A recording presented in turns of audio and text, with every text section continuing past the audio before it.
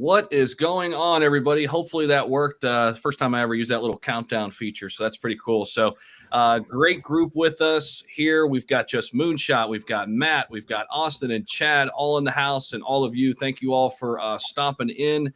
And an AMA with Tarp. I know, I think, was it Crypto Deb had one last night. I think I saw her in the chat too. So what's up, Deb? How you doing out there? Everto, how you doing? Hello to everybody. Bree, how are you? Boca, what's going on? All right, so we are going to jump in for about 15 minutes and just kind of talk about the project, how it's evolved, what the plans are for the future, and then just like an AMA fashion, we'll open it up for questions and have a bunch of fun. So I don't know if Matt wants to start or Moonshot, if you want to start, just kind of talk about what was the idea behind this, just kind of your vision early on, and let's start there. All right. Well, first of all, thank you, Chad, Austin, and Zach for hosting this AMA. You guys are truly amazing, and the work you put into creating educational and entertaining videos about crypto truly inspired me to also create my channel. So thank you for that. Well, my name is Matt Mortar. Some of you may know me from my YouTube channel, where I mainly talk about Saitama. But as of recent, I also started branching out to start covering other tokens. And I've owned different types of companies throughout the years, which allow me to develop the skills in business, design, IT, and marketing. I have over 10 years of experience in trading, and my first coin was bought on Silk Road back in the time. After getting in touch with Justin, also known as Just Moonshot, we immediately hit it off and started an amazing friendship. So sometime in October, Justin and I were on a Discord call where Justin was talking to me about the idea to create the ultimate meme token. And not just any meme token. He was talking about the idea to create a rug pull token that would never be rug pulled. So the ultimate meme on memes, if you will. Now, fast forward 2 months from now, Justin and I created our own token on the BSC network, where most, if not all, rug pulls live. And after careful consideration, we both decided to make Tarp a corporation and install our first official office in the Netherlands. This is when I became the chief operating officer of Tarp, focusing mainly on things like marketing, design, and IT, and also something like anything business related. Justin became the chief technology officer. Even though we hold these titles, Justin and I wear many different hats and help each other where possible. So Justin and I both work with the Saitama development team, who will be developing our automated contract reader app. This is an example where Justin and I bring our skills together with the team from Saitama, like Cryptologist or Max Hernandez and his team, to hopefully create something incredible. So yeah, as of today, we are hovering around a $15 million market cap after just, I don't know, like 2 weeks. And we're almost breaking into 4,000 holders. And we already started working on stage 2, which is the stage where the app development starts, and the listing on CoinMarketCap and CoinGecko and so on, and getting this project in front of as many eyes as we can get. Very cool. Awesome, man. Awesome. Can I ask a question? Yeah, go on. Yeah. Matt, you caught my attention with one thing you said. You said, quote, most rug pulls happen on the BINANCE network. Can you dig into that a little bit? That was kind of like, okay. What was that about? Well, the thing is, like, it's incredibly easy to create a token with like only a website, and the BSC network is probably the cheapest way to do it too. So like after maybe like $5 or $10 deposited, you have your tokens minted, and basically that's it. So you can just list your token and you're ready to go. Oh, okay. I remember Moonshot showing us back in the day when I was sort of new to crypto. You can actually go and look and see on Dextools newly minted tokens, and they get rugged in minutes. The second they get some money flowing into the project, and it's so cheap to make as well. So it's pretty crazy how frequent it is, especially on BSC. It's starting to happen on Ethereum as well. So clearly there's a need to find some solutions to hopefully help out people who are, dealing with this sort of issue, because it's very rampant right now. Yeah, and that's the thing. Like, ETH just dropped their price of what it costs to mint your coins, and with gas fees getting lower, of course, it's just going to attract more people to create scam coins, because it's the barrier entry, right? It's you didn't see earlier this year a lot on ETH, but it would have cost you, $10,000-$15,000 to create a token, where on BSC it was about $16. Makes sense. Yeah, makes sense. But to your point, Justin, that price is dropping because of everything you just said. So it's going to become more rampant on Ethereum as well. Absolutely. Yeah. And as we see more blockchains come online, like Polygon and stuff like that, and Solana, we're going to see a lot more there as well. Yeah, that makes sense. Interesting. So what, so I guess as far as the development of the app, when do you reasonably expect that we will see the app? And because I'm like going, hell, I want it now. Like 5 minutes from now, I'd love to have it myself. So when do you guys reasonably expect to have a beta or whatever that the public can have access to? You are exactly like me. I want it now too, because I feel like we need it now. Unfortunately, we started when we started. So end of Q1, going into Q2, the web-based app will be available. Following that will be the mobile versions as well. And the big implementation will be in more the mobile side, just because at that point you'll be able to add your portfolio and continually scan. So it'll keep you up to date on any projects you have in your portfolio. So if they change something in the contract, say liquidity lock ends, or they change tokenomics, or they honeypot it by turning off transactions, you will be notified right away that that's happened. So the first version is going to be really robust. It's already going to be using the AI, but like signing up for it's going to be a little bit different because it's on the web and not on an app. How did you come up with just this idea? I mean, it's such a great idea. I mean, looking at it, it's like, you know, I look at all great ideas. It's like, oh, that was so simple, right? But they're never that simple. Like, how did you come up with this? How long did it kind of materialize until you acted on it and got the ball rolling on it? About one night. Matt said to me, he said, okay, we got to do the meme token. And I said, I can't do a token without adding utility. I just can't do it. You know, I'm an education guy. I'm a long-term crypto guy. For me, it made no sense to create a token just for a meme because it won't last. So, you know, Matt said to me, he goes, you know what? Keeping people safe is utility. Educating people is utility. And I kind of went to bed that night and I was like, let me think about it. So I couldn't sleep that night. So I literally sat and kind of drew it out of my brain what it would look like. What could we do? And then what could we do different? And I looked at what I knew the tools out there. So like, you know, Token Sniffer, Watchtower, some of the other ones. And I said, you know what? They're not doing anything AI wise. They're not giving you the greatest numbers. They're not giving you ways to contact the owner of the sniffer to make sure that if you are a developer and let's say you have bot code in there or anti-bot code, it can trigger wrong numbers and it hurts projects. And so we want to take it from not only protecting the people, but also the devs who are actually trying to do it the right way. We want to make sure they have recourse as well. So it made sense as soon as I sat down and thought about it. Justin, I just want to kind of pick your brain a little bit too, because I know you've been around in the space so long, right? To Bitcoin mining days, was it 12 years ago? Is that? Yeah. It was, you couldn't sell it. It was literally, you could only mine it. So literally, I used to work at a computer shop, computer repair shop. And the guy who I was working with came to me and said, I found this thing online on Reddit called, you know, called Bitcoin. I think we should try it. And I said, okay, what do we need to do? He said, well, you need to install the software and configure it. And it's called mining. And you create these coins and they might be worth something one day and they might not be, but I think we should take a look at it. And I'm always one of those people who in technology sees something new and goes, yeah, let's play with it. We set up all the store's computers. We were literally mining Bitcoin off those. We had our computers at home mining, and we really got into it and had a great time. And, you know, we never knew where it was going to go. And then you saw Silk Road come out and all of a sudden there was utility. It wasn't, you know, necessarily the greatest utility, but it was utility nonetheless.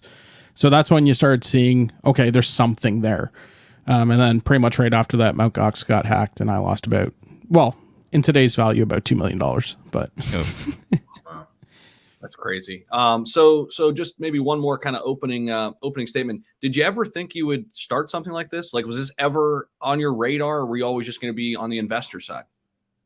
For me, it was investor side. Yeah. For me, I always wanted to stay investor side. There's a lot of stress. There's a lot of, you know, that goes into creating a proper token and creating a proper project. So like for me, I've always kind of worked in the background. If I am invested in a really good token, I really enjoy it, I'll talk to the devs, see if there's anything I do on an advisory role.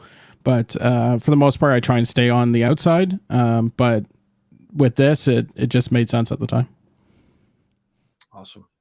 Okay, so we already have some questions running in, but before we get there, both Matt and Justin, is there anything else you want to just kind of get out there in the open before we kind of start the actual AMA and start taking some questions? I would like to add something. I heard somebody say something about Token Sniffer, and to add onto that, if you would look us up on Token Sniffer, for example, you would see that Tarp is getting a bad score. So for anyone looking to invest into Tarp, and if they decide to use Token Sniffer to check on Tarp, they will think to themselves that a score of like 20 out of 100 will be considered the danger zone, right? Which is a normal reaction. Now, to clarify that why Token Sniffer is giving us that score is because we have a bot protection in place. And therefore, they are flagging our contract. So also websites like Token Sniffer don't educate or show you why the score was so low. So there's multiple different areas we'd like to improve on. One of them is giving the investor a thorough explanation on each assessment. But simplified, of course, because we want, Justin and I both understand that there's many different levels of experience in the crypto space. So we want to make this as easy as we can. And then finally, we want to create an API that we can share with the other tokens or coins to use this technology for their own exchanges or wallets. So which will then do kind of exactly the same thing and attach a TARP score or something like a badge of approval, if you will. Very interesting. Is it me or did we lose Matt's video? Yeah, we lost Matt's video. Oh, Matt, no. go check your batteries. Matt is no longer with us. Anything to that? So yeah, as far as it goes, what he was talking about with the whole Token Sniffer thing, yeah, they give us a 25 or a 20 depending on the day. They seem to bounce back and forth. But they also call us a honeypot. If we look at any chart, it's clear that we're not. But they call us one. And so we got some very severe numbers knocked off our score because of that. And like, if you look at our partnership that we announced a couple days ago with GDT, Grill and Diamond token, and their Rising token and their wallet coming up, they are going to use us as a verification system for tokens they are listing. This is something that we really want to get into. And so we're going to have an auditing system. Obviously, it's going to go through the automatic audit first using the AI. It'll come back to us. We can look through, see what we need to change, if we need to change scores or anything like that. We can work with developers. So the reality is, with what we're creating, it's much more robust than just say something like Token Sniffer overall. Maybe that's why they're upset. Yeah, probably. Makes sense. Want some competition now? And to get, to kind of put, I love how Chad's covered up by the sticker. Hey, I'm here. That's awesome. Oh, it's all good. It's all good. I'm glad that I'm not the fifth guy down or whatever it is. But yeah. Zach and I have these conversations all the time, and Chad, I know you're probably in a similar boat. And Matt, as a YouTube content creator, you're constantly part of the thing that we're always trying to do is we're always trying to bring value and bring content to our audiences. And we have tokens and projects all the time coming to us and saying, hey, please promote our stuff and please, whatever it is. But it's always juxtaposed against this variable of, is this a freaking rug pull? Is there going to be something bad's going to happen? Because we can go out and we go out and create this content and we say, and we put disclaimers all the way around it. Zach and I have our own internal audit team, we've run it by them, but at the end of the day, it's still there. The necessity is it's such a big deal, by the way, not to mention just the average person out there who's, I want to put a little bit of money into this particular project. So the fact of what you guys are doing, I genuinely, truly applaud you guys for doing this. Cause this is just, I'm just going to say it. It's cool as freaking hell, Well, it's funny too. I started kind of being a little more public on Chad's channel, helping him out with his channel, helping out his community. And he was getting shilled stuff all the time in chat. And you know how that is. You do a live stream, you're going to get 1,000 people coming in. And I would sit there and I would actually read the contract out in front of them. And they would get angry at me. But it was like, look, this is a red flag. This is a red flag. This is a red flag. How do you respond? And of course, because most of them are bots, they don't. But you would always get that one or two who did. And it was, it was kind of interesting to see, people actually realizing, okay, don't maybe necessarily listen to that shill, do some research, go look at that contract, see if there is anything. And then the people who don't have that technical ability, where do they lie, right? Like, what do they do?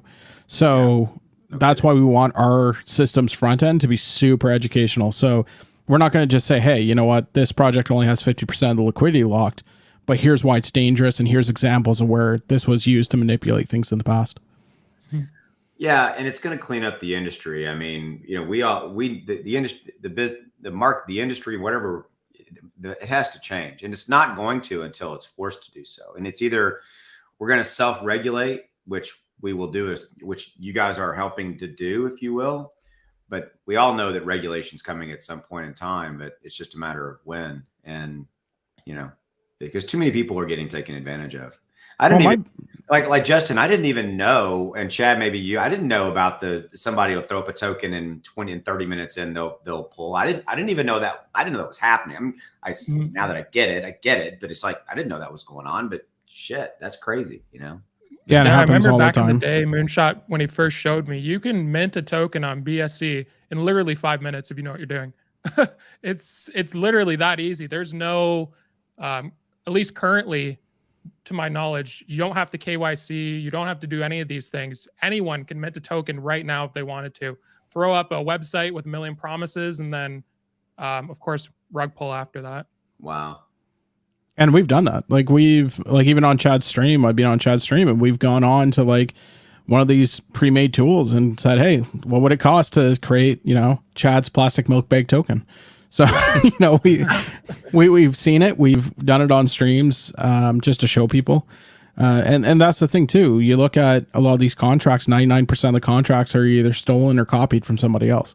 Yeah. Like there is very little originality in contracts. So when we created our contract, because we have, like, we're taking our name, not so literally, we're just kind of having fun with the name. We know that people will have to do their own research, but our contract is unique. We went out, we have it 100% unique. There is nothing like it on the market. So a lot of the stuff we did in this contract was, you know, testing things. So what would happen if we did this to protect against bots on launch? And, you know, we tested it on testnet, but there's only so much you can do on testnet. And, you know, luckily on day one, everything worked exactly as we expected. And, you know, we had a very clean launch. There was not a single bot that came in that tried to snipe. The first buy on the first couple blocks was from somebody in our community, which is so rare because you get all these, you know, automatic buying bots and you get front run bots. We've all seen them. They hurt projects. They really hurt projects. They hurt pricing. And, you know, we want to have that kind of level of security for our investors at that level, as well as let's see how we can actually help them long term. Love that. Can we circle back real quick to Diamond Wallet? Just because I'm reading this now, and this is really cool. So purchase Tarp right with the credit card through Diamond Wallet. Take us through this partnership a little bit deeper. Okay, so the Diamond Wallet thing, that this was actually a fun partnership for me, being part of Crypto Debs Group. You know, I'd seen Matt from Diamond Wallet, Gorilla Diamond, in the chats, and we've talked a few times. And when he learned what we were doing, he was very interested in working with us, so he approached us. So we came up with a partnership plan where they're going to list us on their wallet. Their wallet's very unique the way that it works. It's not a pool necessarily. So you know how a DEX works. There's usually a pool, liquidity pool.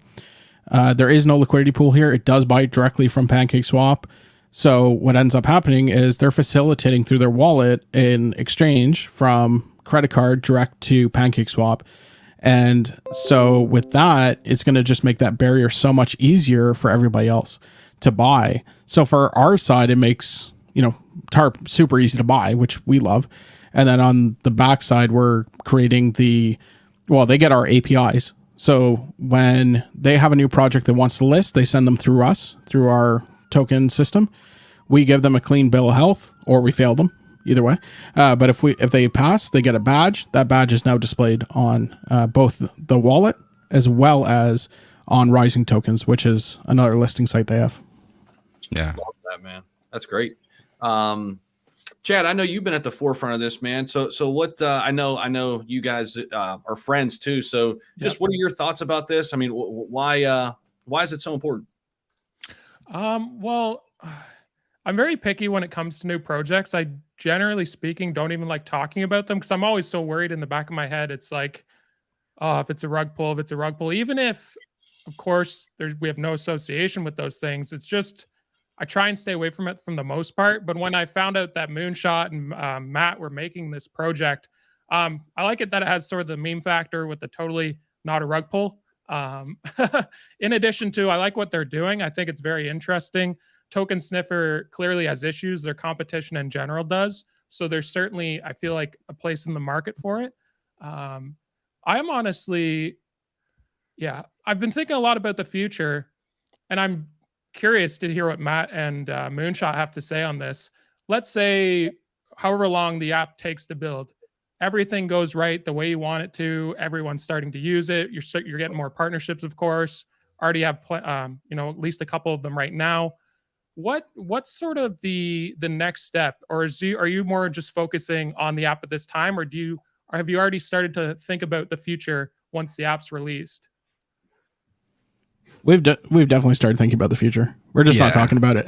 Yeah, there's stuff that is under NDA, so there's like a lot of like possible partnerships that we are working on that we can not talk about yet. But the route that we are taking, or the route that we are taking, is completely different than what you see on the roadmap. So you can expect something that you haven't seen in the crypto space before. Love that. That sounds good. The way I like to put it is, if you think the sniffer system that we're building is cool, the next part's going to really blow your brains out. I love it. Thank you, everybody out there listening to and hanging out with us. This is great. Almost 700 people hanging out. If you haven't, hit that like button real quick.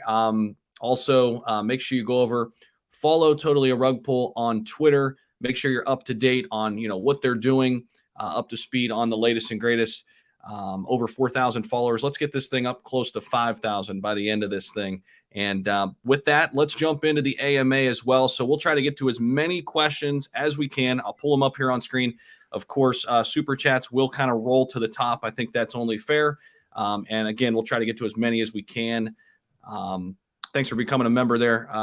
Justin, I've seen you over on Cuffin' the Dip on the live stream over there. Great work, man. Appreciate you. Thanks for that. Okay, so with that, let's let the questions roll on in, and we'll get to as many as we can. So let's see here. Sorry, I had to step away. I have a 13-year-old who doesn't understand that I'm on a live AMA. My apologies. I know that feeling. Well, here's one. After Saitama launch, Tarp will go bonkers. I think a lot of people would be happy about that. Yeah, it's kind of funny. Just kind of a background story there. If you don't know me, I do work directly with the Saitama devs in a lot of cases, especially on the technical side. The hardware wallet idea was mine, and I'm working with them on creating that. And then the whole blockchain is another thing that I'm helping them with. But we never asked for any favors. We never asked for anything from them. We don't want anything, like we don't want any special treatment. We don't want anything like that. And so we had been kind of going through some conversations with them because they are developing our app.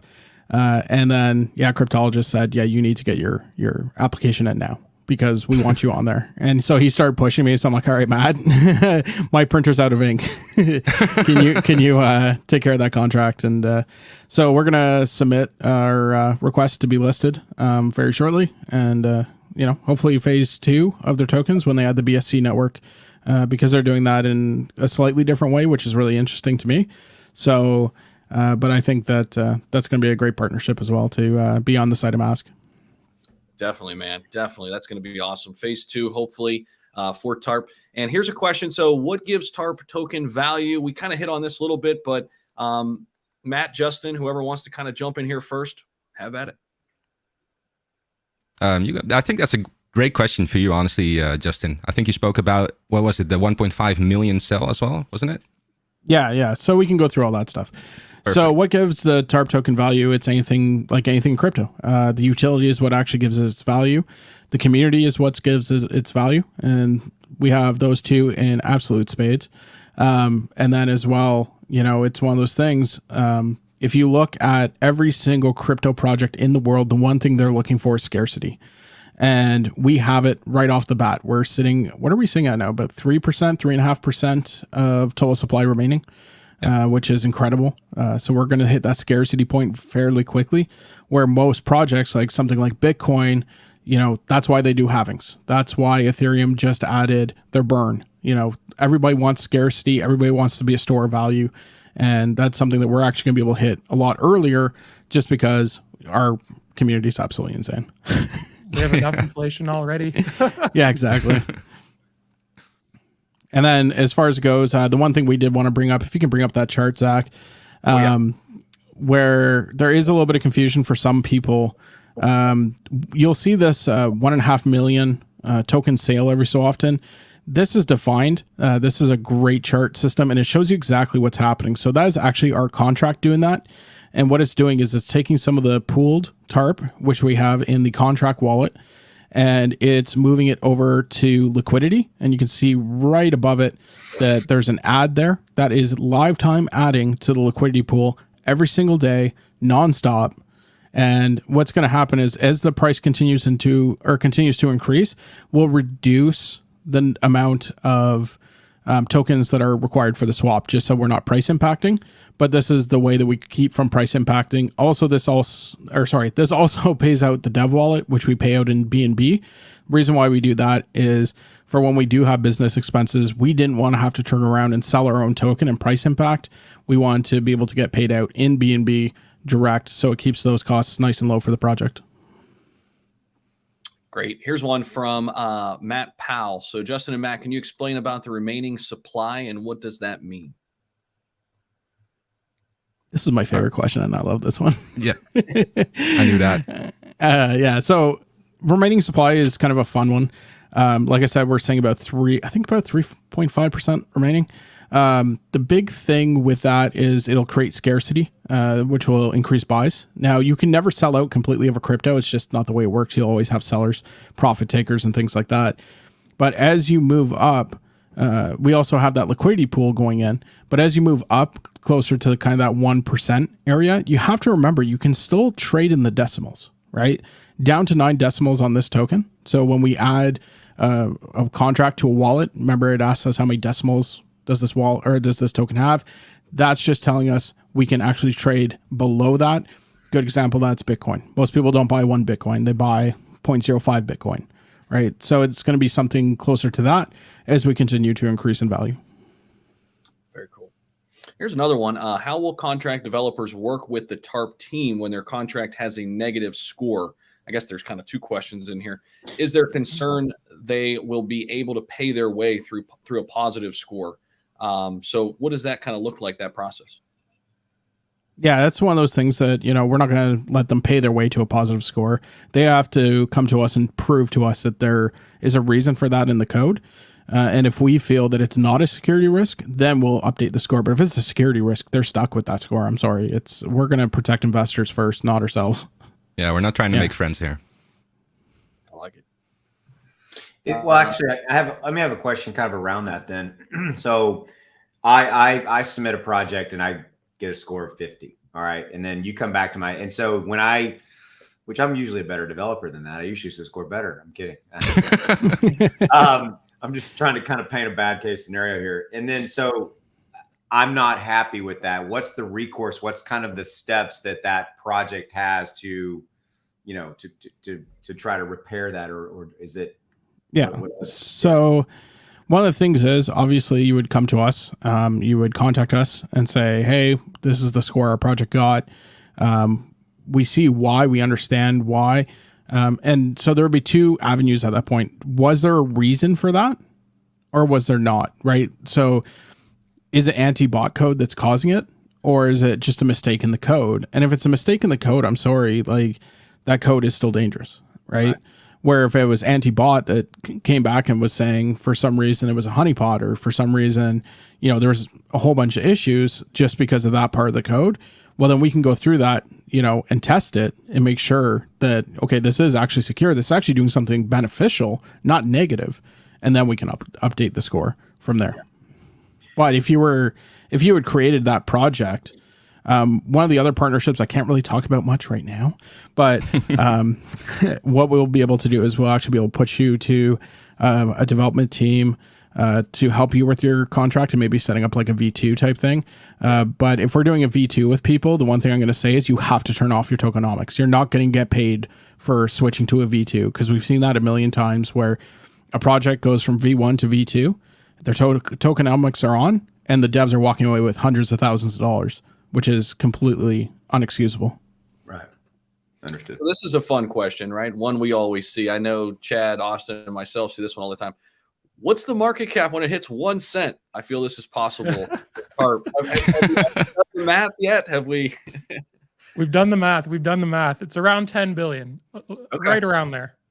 Well, that's not bad.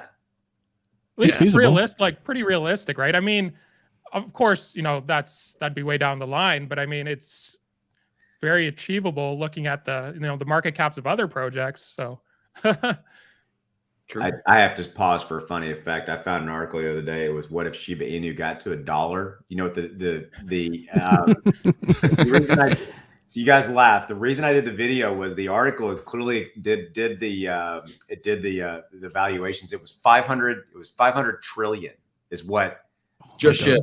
Just Shiba Inu. Which Yeah. that's why I did. I'm like, I got to do the video for that. That is no way in hell that's gonna ever happen. Anyways, I'm not buying an island. I'm buying a country. Well, yeah. Nice, I like that. Nice. I'll buy the 2 next to you. There we go. You can come over they for got beers. that Shiba AMA tonight. That's going to be interesting. That'd be nice. Yeah. 9 p.m. Eastern on that. It's on Twitter, right? First Twitter Spaces that they're doing tonight. So that'd be cool.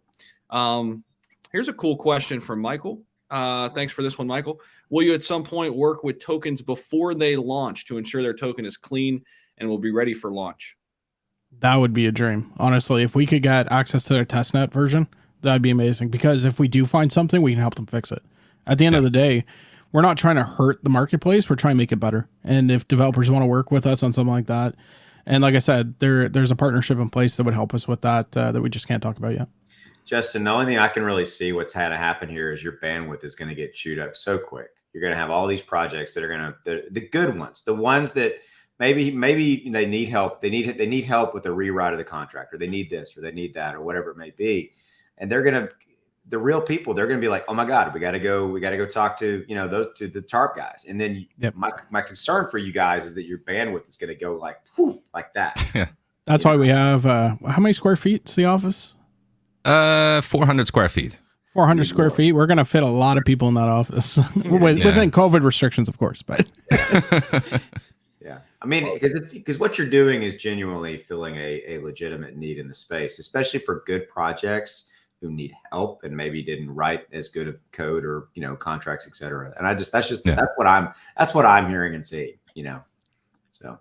Hey, this is a good comment. If Doge can hit 20 billion with no utility, I think Tarp can easily hit 10. Right? Let's do it. We're talking about no utility. We paid for a NASCAR. You know the first NASCAR from Doge? The one way back, the kind of gold and black and stuff like that. Oh, yeah.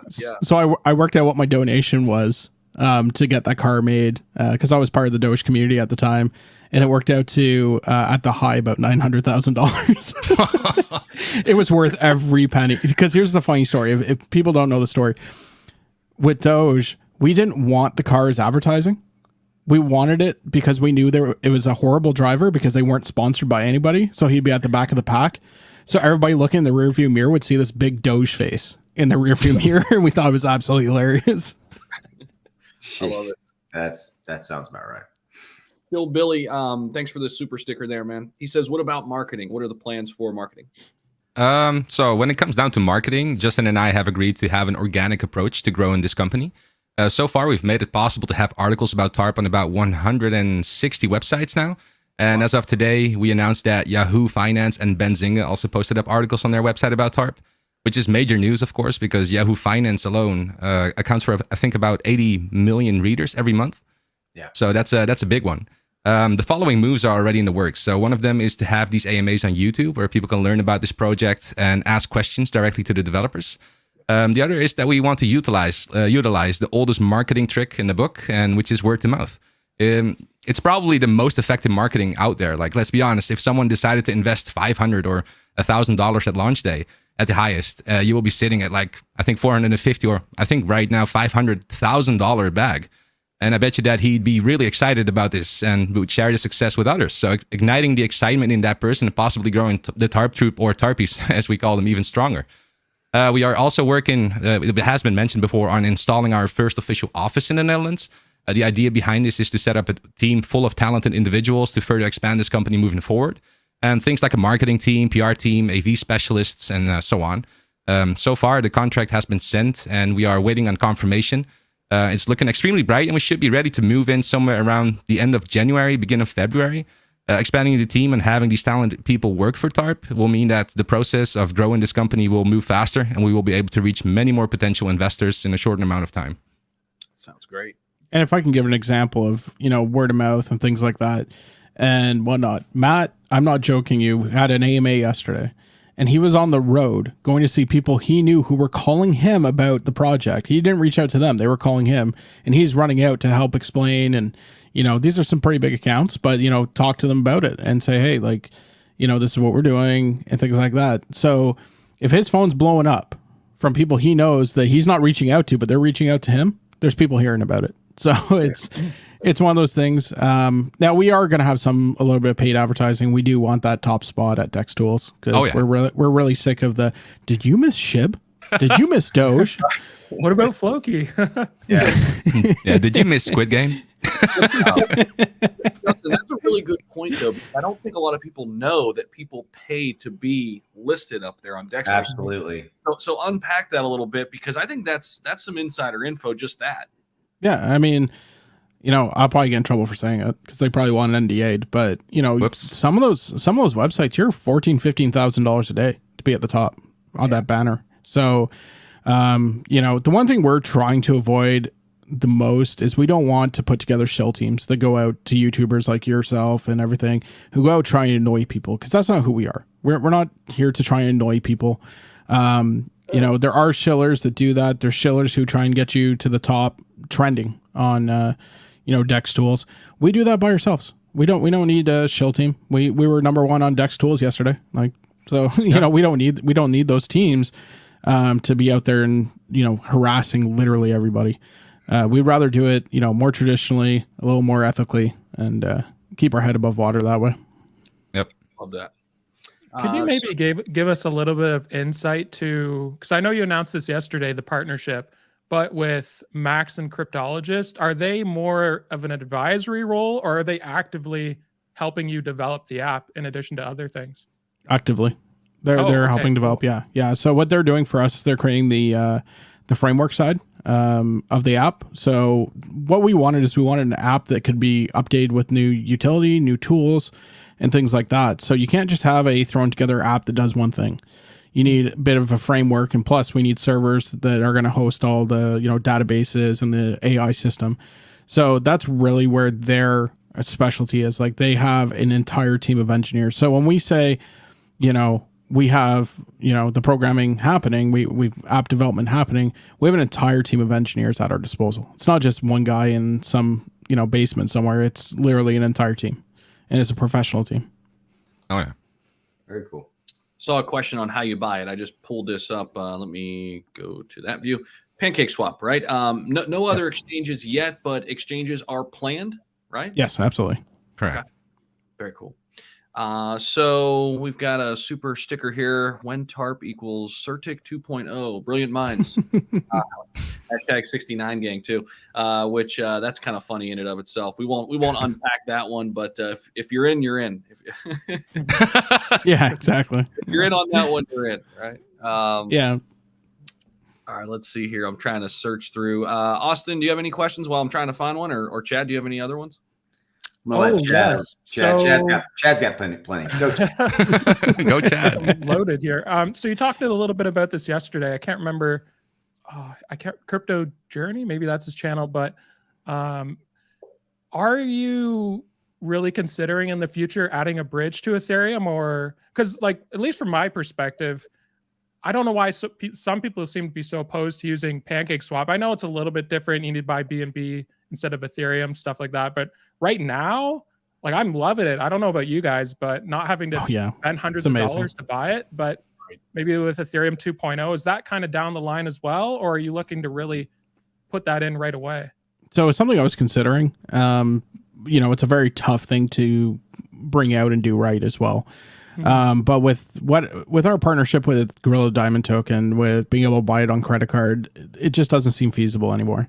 So we are looking at something else that will be on the ETH network, but it's one of those things that we're not going to talk about quite yet, because, like I said, we're not stopping just at the token sniffer. We're changing everything. We're going after every single crevice and nook and cranny where scammers are found. We're going to go after everybody. We're social media. We're going to find a way to, help with social media, like verifying YouTubers, verifying Twitter accounts. Because how many fake accounts, how many fake Austin Hiltons are there? How many fake Zach Humphries are there? I already know Matt's got about 15, 20 of them now. So Please stop. I have no idea, but it's a lot. It's ridiculous. Oh, it's insane. And the problem is nobody's doing anything about it. Right. Yeah. So it takes that person to stand up and say, that's enough. Let's do something about it. Here's the idea. Here's the plan. Let's execute. And so, there's a lot of stuff coming in the future as well. So, Tarp, no for ETH, but there'll be something there in the future. Here's one. Any chance the Tarp team can take on auditing at some point in the future? Some competition after the whole Saitama audit debacle. I don't know if that was so much a debacle or it was just people were impatient because I think Saitama was kind of a big project to take a look at. But any chances that you could do some auditing work? Absolutely. Okay. And the thing is, for us, our auditing process would be a lot faster, right? If you come to us, let's say Austin creates his token and he comes to me and he says, okay, we've put it through. We want to get an audit done. So we can take that information that the automatic contract reader's gone through and pulled together, because it's already going to look at more than what even TechRate does on their free one. Obviously, because I think they only do 4 points on that one. But even their premium stuff, we're going to go through like that thing, that the audit system will go through it with a fine tooth comb. And then we can have a team on the back end just going and verifying all that and make sure that all makes sense. Yeah, very nice. Here's one. Maybe we could take this in a slightly different direction, but where do you see the overall project in 2 to 3 years without not giving away some of those future partnerships? Yeah. What can we share, Justin? Honestly, like these things that we are working on right now, the partnerships and the ideas that we want to unfold as the stage 3 and 4 are closer. It's hard to share this because there's literally, if you would share just one thing, I think you guys would already know what kind of route we are going to take, if that makes any sense. So I'm not sure if there's anything we could talk about. What do you think, Justin? Well, I think we could talk a couple of things. I'm going to do it without giving away any partnerships and who they are, because I don't want to. Some of these things are going to take time, and we know how the crypto investor is. I'm a crypto investor. We're all crypto investors. We're impatient people. We like things to happen right now, period. So I won't go too much into detail, but you have to remember we have 2 different pillars as well. We have our utility side and our meme side. Both are going to be strong. Both are going to be fun. One's going to be a little more serious, obviously, but for the meme side, we have a couple things in the works. We're working at getting a massive partnership for our game. So when we come out with our game, the reason why we're doing game, because every crypto does a game. It's a meme to do it. It's kind of funny, right? Yeah. But we're not doing a Fiverr game. We're not doing, an Upwork game. We're going to be partnering with a major studio, and we're going to do a AAA game. We're not playing games here. Both of us are gamers. We want something that we're proud of, not something that was rushed, right? And then on the meme side, we do have a animation project that is starting. Our plan is to have a 20-minute pilot episode done with the history of our character, Rug. That is also going to come with a really nice Hollywood trailer and everything. And we might start pitching that to people like Netflix, the Cartoon Network, stuff like that. And that's coming, once again, from a partnership with a major studio. So AAA quality all around. We always laugh because in a lot of places in crypto, the quality is kind of shabby. And so for us, we want to do it as a meme, to do it 120% and make it so ridiculous that, it makes the investors proud, but it's also funny at the same time. Yeah. Love it. I'm scrolling through here, and please, everybody out there, keep your questions rolling on in. We're going to go for about another 15 minutes or so. Thank you all, too, for coming in tonight and hanging out, getting some great feedback. Hopefully you're learning more about the project. And, keep those questions rolling in. So anybody else have one? Austin, Chad, want to jump in as I'm on the controls? I'm coming out of having the flu for 4 days, so my brain's not working all correctly. You saw some of my videos today. It looked like I was stoned half the day. So that's I've literally been in the same boat recently. Everyone I know, yourself included. Yeah.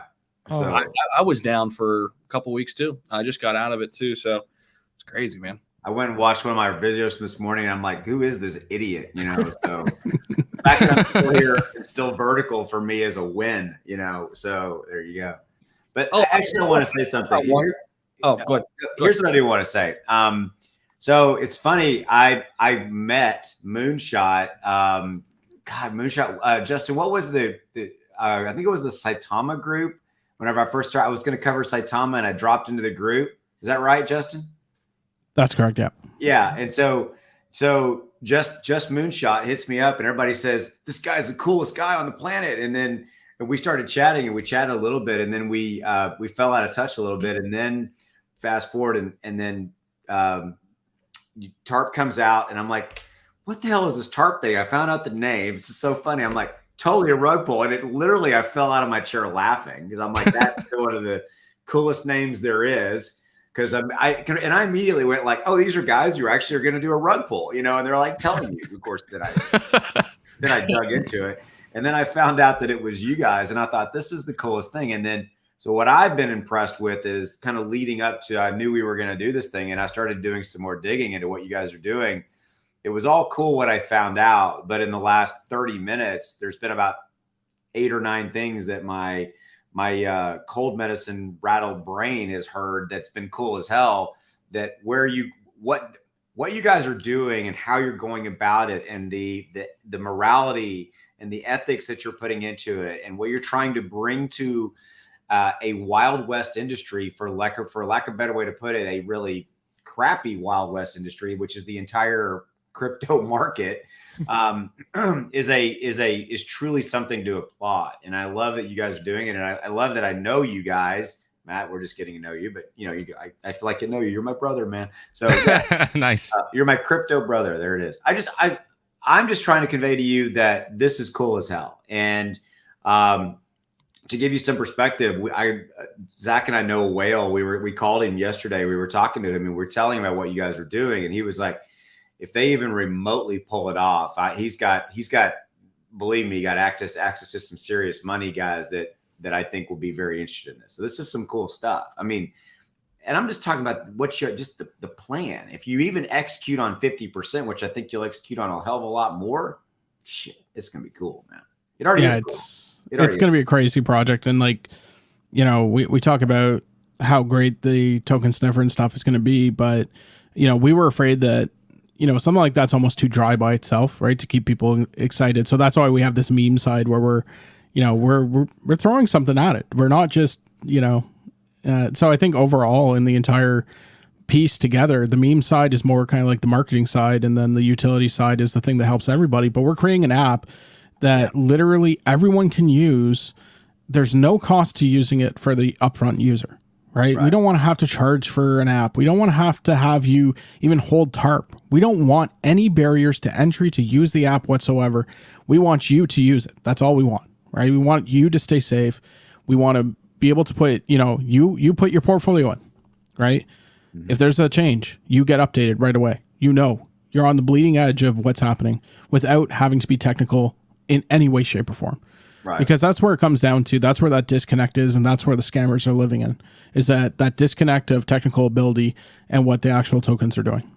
But Justin, right there, what you just said, the vast majority of people who've either A, thought about creating what you're doing, or were going to do it, they would have already monetized the hell out of that right there, and they would have charged the consumer money or something like that. Okay.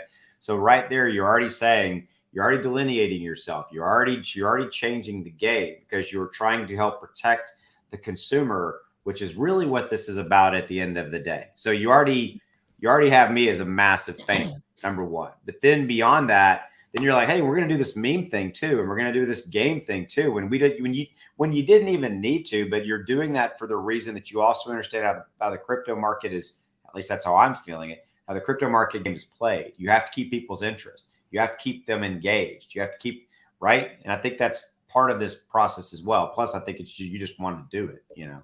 So, yeah. Absolutely. So I've got one, and then we can go to 1999's question too on screen. And the whole CMC thing that happened yesterday, was that like a surprise? Like, how did yeah, for the both of us. Okay, I thought so. I just wanted to kind of we've been kind of pushing for it for a long time. Well, it feels like a long time, but so yeah. We go to CoinGecko and CMC Direct, and you go through the process. You play their game, play their politics, fill out their forms, and you hear nothing back. It's probably the worst experience in business I've ever had. It's just one of those things, and I know they get slammed, right? They get slammed with thousands of tokens a day, so I totally understand it. But it was really frustrating. And then we start, hearing from insiders, because we have people through partners who know people in the business and stuff like that, that they're really not happy with our name. And it was funny. I think it was Matt brought it up. Like it was just having rug in the name. And it's like, are you kidding me? Do you know how many tokens have rug in the name that you've already listed? Like, come on. Right. And what we're trying to do, actually. Yeah. And literally, I could not sleep yesterday morning. I was up at I think 3 a.m. way before the kids got up. And I was like, okay, let's submit again. Let's push again. Cause I never take no for an answer. I'm like, let's submit again. Let's start pushing again. And so I resubmitted. I changed the way I wrote the description. I made it utility only. So it was very painfully clear what we were doing. And, you always have to submit all the documentation and the proof and everything like that. And I expected to sit there and wait for 3 days and hear nothing. And literally within an hour and a half, I got an email back. I called up Matt. I said, Matt, I hope you're sitting down because we just got it. They're saying 24 hours. So we turn around, we talk to our community. We say, okay, we got them. We're ready to go. It's going to be in 24 hours. And 15 minutes later it was listed. So it was a very, trying experience to kind of get it pushed through, but we got to push through in the end. Yeah. And to add on to that, actually, CoinGecko hasn't listed us yet. I mean, CoinMarketCap was the first one. How is that even possible? Usually it's the other way around. Right. Exactly. That was going to be my next question. Keep those questions rolling in too for everybody out there listening in. Thanks again for everybody tuning in tonight. We're going to keep it rolling here for a little while longer. So there's a question there on screen. Is Tarp both of your full-time jobs? Is it becoming that? If you don't have to answer that fully if you don't want to. I totally get it if you don't. Honestly, yeah, that's fine. Thank you. Honestly, I started my YouTube channel because it's gonna sound kind of strange. I got bored. I've been investing in crypto for a long time. So after eventually, let's say 5 years, we were at the point where I was talking to my wife and saying, well, maybe we should look at something like a retirement plan, because we are at that point where we don't have to work anymore. We can just literally enjoy life, if you will. So I started my YouTube channel, got in touch with Justin, and eventually created Tarp. And now I think it's fair to say that Tarp is my full-time job. That's cool, man. Very cool. For myself, I retired 4 years ago, so this is me just coming out of retirement. Exactly. So both of you guys got bored, right? Is that kind of what happened? Got bored, saw a need in the space, and let's do this thing. Yeah, exactly. And the thing is, for me, it's giving back to the community that allowed me to retire young, right? That was, for me, that's what it was. I've been here, for a long time. I've gone through all the bull runs and all the mess and all the stuff like that. But at the end of the day, it's changed my life, and I want to give back, because at the end of the day, that's what you should be doing, That's great, man. Yeah, love it.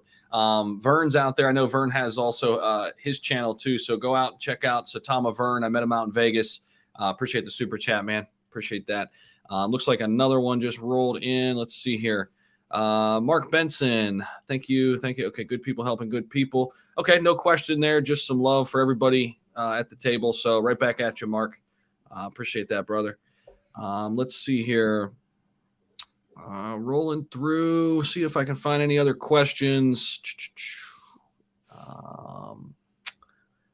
Let's see. Is there something that's on your guys' mind that maybe hasn't been asked that you want to make sure gets said? I don't have anything to add on to this, honestly. The questions that have been asked are pretty good, and I have to say, you guys are doing a tremendous job asking us these questions too. If there's anything you would like to add, Justin? I'm good. We talked about the 1.5 million sale thing. That's probably the most asked question. Our dev vault's paid in BNB. That's another really another question that's asked a lot is number one, why we did that and how we did that. I could probably answer that.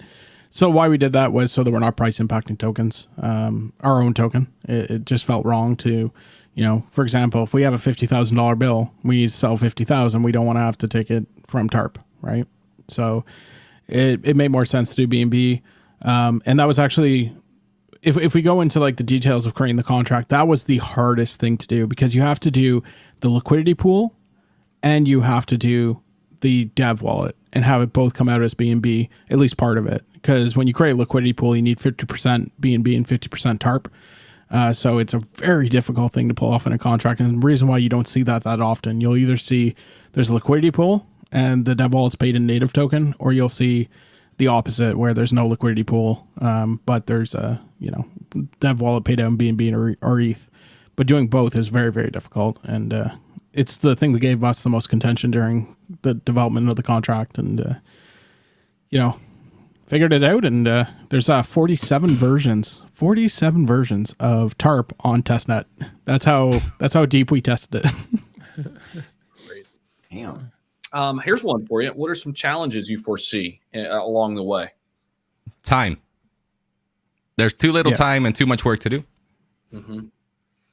That's it, basically. Yeah. Do you think for every listing, it's going to be another having to explain the name? Like, are you going to have to like write out a template and send the same thing every time, letting them know, hey, like this is a joke. We're actually, fighting against rug pulls, et cetera, et cetera. Yeah, for us, I don't think so.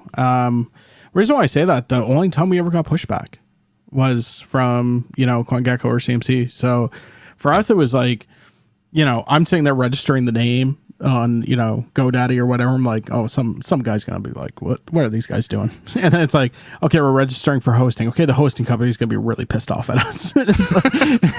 And we never get that fight back or that pushback. And we expect a little, pushback from the community though. And one of the things that we love about the name is that it forces you to do your own research, which is something that we're trying to teach is do your own research, like read the white papers, do it yourself, because we can put you as YouTubers, we can put you onto a project, but you should be doing that research and reading that white paper and making your own decisions at the end of the day.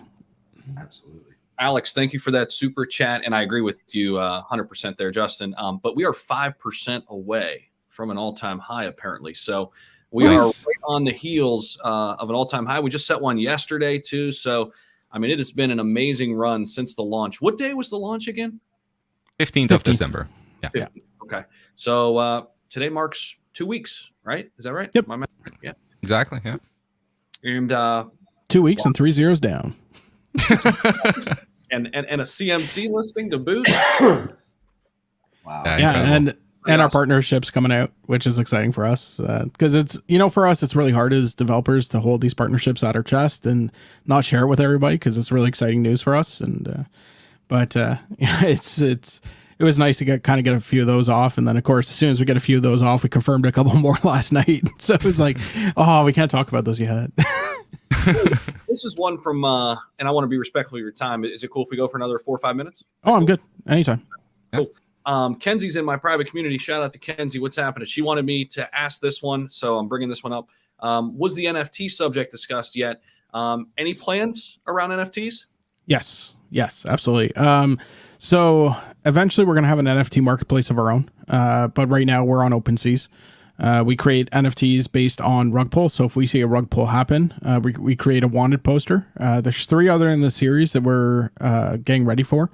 One of them is going to be like a video game headshot, like boom headshot type idea, and then have like a funeral one with the headstone of their whatever the character is etched into the gravestone, saying, hey, so stuff like that. Like we want to have some fun with that. What we're doing with those NFTs is we're making them fairly rare. There's about 10 per pull.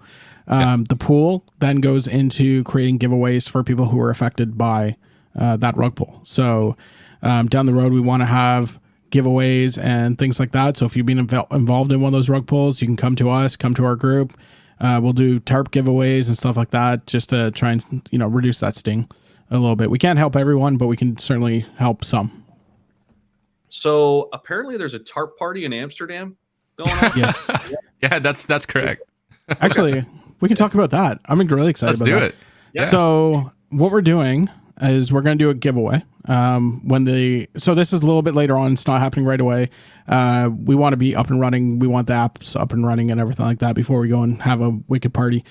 But what we're going to do is I'm going to lease a jet, private jet from Toronto. We're going to give away seats on that jet. So you'll have to have a passport, be, cleared to travel. We'll give away about 10 tickets just so we're not, too jammed up in a small plane. And we can fit somebody like Chad in there as well. We'll put him in luggage. We'll put him in luggage for you. Just on apartment thing. yeah. We'll put him in luggage and steerage there for you on Austin's behalf. So what we'll do is we'll fly these people out to Amsterdam. Matt has really good connections over there. And we're going to throw one hell of a party to celebrate. And it's not a launch party. It's not anything like that. It's us just, celebrating success in the community and having fun. That was fun. Love that, man. What are connections? Matt's connections. So Matt used to be a professional DJ, among other things. So he can get us some talent for a party for sure. Cool. Oh yeah. And then there's Amsterdam connections with air quotes as well. I mean, come on. Pretty much everything's okay. Let's just say it. Everything's pretty much legal in Amsterdam, right? So, it's gonna be a lot of fun for sure. Yeah, there you go. My dad used to travel the world, and he told me Amsterdam is one of the coolest places on the planet, son. You need to go there. I'm like, yes, sir. It's always been on my list. So, we'll have to get you out there. Yeah, There you go. We'll get you out to the office and have some fun. I go to Amsterdam. I don't think I really want to go to the office very much. I'm probably gonna be doing other things, right? Well, you stop by for the office for 5 minutes and then walk in.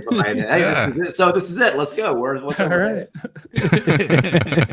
We'll get to this one real quick. What's the slippage usually set at, just to make sure the transaction goes through? So a couple tricks here, and I'll give you some really good tricks here. And this works for all tokens. This is not just Tarp. This will work on ERC. This will work on BSC. It'll work on everything. Number one, you always try for the lowest slippage, obviously, and start working your way up. One way you can decrease your slippage is by any transaction that you are doing. If you put 0.11 at the end of the token that you are buying. So in this case, Tarp, you'd say buying 1 million Tarp, you do 1,000,000.11. And what that will do is reduce your slippage and put it through a lot faster. It has to do with the decimal points creating too many dots at the end, or too many zeros at the end. And it actually cleans that up really nicely. It works with Saitama. It works with pretty much everything. Same when you're selling. You can usually get away with 5-6% if you're doing that during busy days, down as low as about 3% on a little bit quieter day. Yeah, you can use extremely low slippage too. I've made purchases 0.01% slippage. Like you can really bring it down if you want. As long as, in worst case scenario, let's say there's a lot of fluctuation in the price action. I mean, you're losing like $1 on BSC. You're not losing hundreds of dollars. So it's really worth it to lower that slippage when you're buying. Yeah. And yeah, if you use the 0.11 trick, it can save your hide a few times. It's same when you're selling too. Like you'll see it on, it happens with Tarp from time to time, happens on Saitama over on on Uniswap, where it comes up saying, I don't know what gas fee to use a manual gas fee. And you're like, what the hell is this? Usually that means you have to increase your slippage, right? Instead of increasing the slippage, basically what you do is you put the 0.11 at the end and it fixes it, and you don't have to increase slippage. Very cool. H-Tech, I'm just answering your question here on screen. So if you go to their website and scroll to the bottom, you could see kind of their backgrounds a little bit. So somebody wanted to know kind of your backgrounds. But if you all want to add a little bit more to that, you're more than welcome to. Yeah, self-taught on the blockchain myself. When I got into it and started working a hell of a lot less, I started studying. That's all I did. Studied nonstop. I studied how to trade. I studied how to read contracts. I studied how to create contracts. Studied Solidity. And so it's a lot of what I've done is just kind of self-taught over time because I have time. Love it. Yeah. Yeah. Well, I started out as an IT engineer, and later down the road, I started out expanding myself, like building businesses, like going into every kind of type of business, honestly, because the thing I was chasing was a passive income and personal development. So, you know, after making all these mistakes, after doing everything I could, basically, I learned over the years and garnished all these skills, which ultimately led me to this point in building Tarp. I love it. I think that's a good way to close out. Don't be afraid to fail. Keep going. Pick up and try again. And I think you hit the home run on this one. This is a great project. So let me pull this back up again. And so if you haven't caught all of this, make sure you go back, watch the replay. We started up front at the front end of this, the first 20 minutes, kind of walking through how the project was developed, got into some questions. Guys, had a blast, man. Thanks for doing this. It's been a ton of fun. Austin, Chad, thanks for hanging out too with us. Great time. Had a blast. Oh, yeah. Thanks for having me on. I was kind of just, I thought I'd be sitting back watching. I really appreciate being able to, be a part of this AMA. Always having me on. Thanks, Justin, Matt, thanks again for your time, and we'll do it again. Yeah, for sure. And thank you so much for everything. And thanks for having us on. Austin, thanks for stopping by as well. That was amazing. And Chad, well, you're just Chad. Sorry, I'm teaming up with Austin here on Chad a little bit, but that's because he's like literally my brother, and I'm in the next room. No, I think I can hear you actually. Yeah, it's not an AMA or something. It's not unless you're giving somebody shit about something, right? Usually Zach's my whipping guy up there, so usually that's all the time. I'll take the punishment today. Tell you what we'll have you guys over on my channel, and then y'all can all gang up on me, and you can all get me back. So there we go. Sounds like fun. Nice. Right, see y'all later. All right, thanks. All right, see you guys. And thanks everybody for listening. Take care. Have a great night. See y'all. Bye. All right. All right, cool. Thanks so much. We'll see you later, Zach. All right, man. Take care. See ya.